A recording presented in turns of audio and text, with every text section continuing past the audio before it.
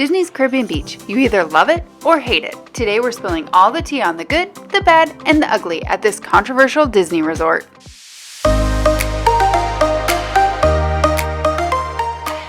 Disney's Caribbean Beach Resort is a moderate category resort inspired by the islands of the Caribbean. This resort's vibrant colors, pristine beaches, and tropical landscapes transports guests to an island paradise. But is this controversial Disney resort right for your group? Here are our top 3 pros and cons for Disney's Caribbean Beach Resort. First up, our pros and our top 3 reasons you should stay at Caribbean Beach. Disney's Caribbean Beach is technically located in the Epcot resort area, and while it's not on the boardwalk, it's still in a great location. The resort is a 10 to 15 minute Skyliner ride away from both Epcot and Hollywood Studios, making it super convenient for those midday breaks in your park day. It's also close to a few other resorts, including Disney's Riviera Resort, giving you lots of additional dining options, including one of our favorites, Topolino's Terrace. It's rare that a moderate resort has 2 different forms of transportation, but Caribbean Beach is an exception. Having direct access to the Disney Skyliner is just the perk that this resort needs.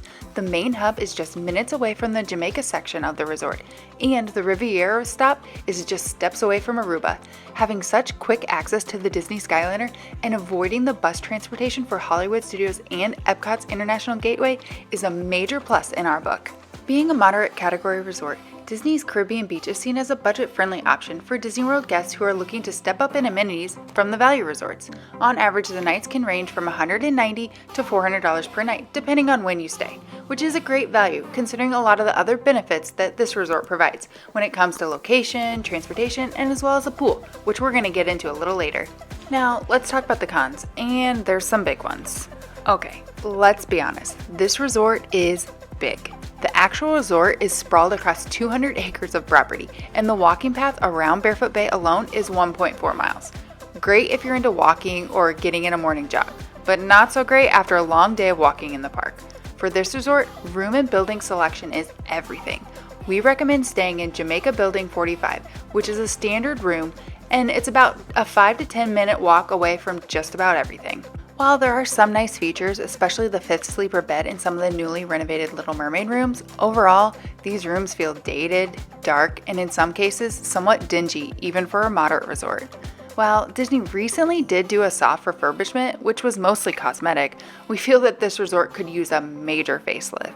In addition, despite having multiple floors, there are no elevators.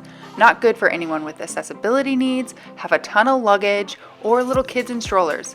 Overall, these rooms are underwhelming and in most cases, a major disappointment. Disney's Caribbean Beach Resort does have more dining options than your value resorts, including both quick service and a table service restaurant in Sebastian's Bistro.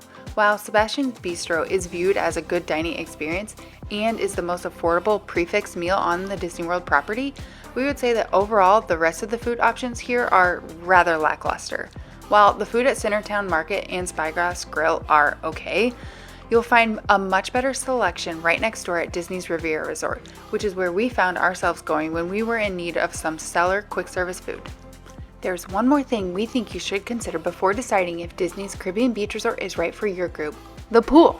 Disney's Caribbean Beach has one of the best pools in Disney World that, in our opinion, rivals Stormalong Bay over at Yacht and Beach Club.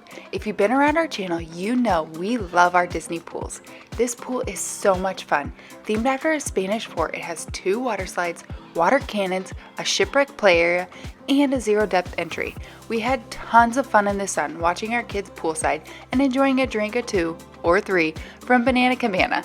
The one drawback, this pool does get quite busy and loud during the day and well into the night. In the end, choosing the right resort always depends on the individual needs of your group and what you're looking to get out of your trip. If your group is looking for a budget-friendly resort with a great pool and easy access to multiple parks, this could be a great option. But if your group isn't looking to add in those extra steps, wants great dining options, or is looking for an upgraded room features, then this may not be the resort for you. We hope this video helped you make the right choice for your next trip to Disney World. If it did, be sure to give it a thumbs up. If you want to see more of our Disney content, make sure you're subscribed. Thanks for joining us, and we'll see you in our next one.